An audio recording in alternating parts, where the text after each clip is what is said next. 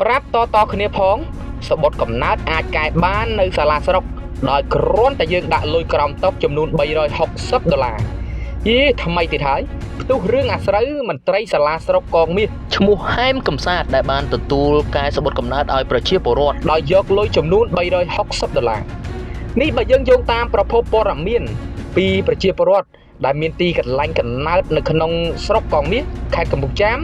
បានប្រាប់ឲ្យដឹងនៅព្រឹកថ្ងៃទី25ខែមីនាឆ្នាំ2025នេះថាមានមន្ត្រីម្នាក់មានឋានៈជាប្រធានការិយាល័យអត្រាគោលដ្ឋានស្រុកកងមាសនៃរដ្ឋបាលខេត្តកំពង់ចាមដោយមានឈ្មោះហែមកំសាទដែលបានទទួលកែសបុតកំណើតឲ្យពលរដ្ឋម្នាក់ពីឈ្មោះឆេងសុខហួរមកឈ្មោះឆេងហួរតទេរស់នៅក្នុងភូមិក្តីឃុំសកងស្រុកកងមាសខេត្តកំពង់ចាមដោយបានប្រើរយៈពេលអស់ជាង3ខែហើយបានយកលុយពីគាត់ចំនួន2លើកអស់លុយចំនួន$360ទើបបានសម្រេចប្រភពដែលបានលើកឡើងបានបន្តទៀតយ៉ាងដូចនេះផងដែរថាគាត់ខកចិត្តយ៉ាងខ្លាំងព្រោះថាបញ្ហាដែលកែសបុតកំណើតមិនមែនជាកំហុសរបស់ពលរដ្ឋទេគឺជាកំហុសរបស់មន្ត្រីសរសេរខុសម្ដេចក៏คล้ายទៅជាបន្ទុករបស់ពលរដ្ឋទៅវិញប្រភពដដែលគាត់បានលើកឡើងទៀតថាបើជ្រុលជាខុសហើយឲ្យខុសទៅចោះតែម្ដេចបានជាបើខុសអញ្ចឹងនៅយកលុយពីប្រជាពលរដ្ឋទៀតធ្វើអីនេះគឺជាការលើកឡើងរបស់បងប្អូនប្រជាពលរដ្ឋនៅក្នុងស្រុកកងមាសខ្ញុំលើកសង្ខេបទ្រុសតែប៉ុណ្ណោះមិនមែនជាការលំអិតនោះទេដោយយើងសម្គាល់ឃើញថាមន្ត្រីប្រធានការិយាល័យតម្កល់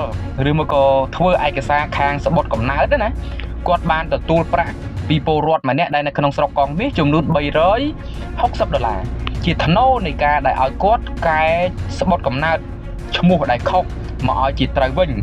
ហើយខ្ញុំមិនដឹងថាខាងណាជាអ្នកធ្វើឲ្យខុសទេតែបើតាមដឹងមិនមែនជាពលរដ្ឋជាអ្នកសរសេរទេជាចំពោះសបុតកំណើតនេះ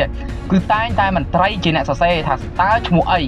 អញ្ចឹងបើខុសដោយអចេតនាណាមួយយើងមិនគួរណាមកយកលុយជាថ្នូរដើម្បីកែយ៉ាងដូចនេះទេគួរបញ្ជាក់និងរំលឹកផងដែរថាព័ត៌មានដ៏រសើបជុំវិញរឿងអាស្រូវខាងលើនេះគឺមន្ត្រីសាលាស្រុកកងមាសគឺលោកហែមកំសាទក៏បានប្រាប់ដល់អង្គភាពសារព័ត៌មានក្នុងស្រុកយើងឲ្យដឹងយ៉ាងដូចនេះផងដែរថាលោកសូមបដិសេធលោកមិនបានប្រព្រឹត្តដោយលើកឡើងរបស់ប្រជាពលរដ្ឋខាងលើនោះទេដោយឡែកគឺលោកភោគសាវុតអភិបាលនៃគណៈអភិបាលស្រុកកងមាសគាត់ក៏បានប្រាប់ទៅដល់អ្នកសារព័ត៌មានយើងយ៉ាងខ្លីតាមប្រព័ន្ធ Telegram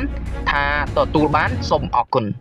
តែពាក់ព័ន្ធជាមួយនឹងព័ត៌មានខាងលើនេះតើវាជាការពិតដោយដែលពលរដ្ឋថាឬក៏យ៉ាងណាដោយលោកហែមកំសាទទទួលកែសបុតកំណើតពីពលរដ្ឋយកលុយ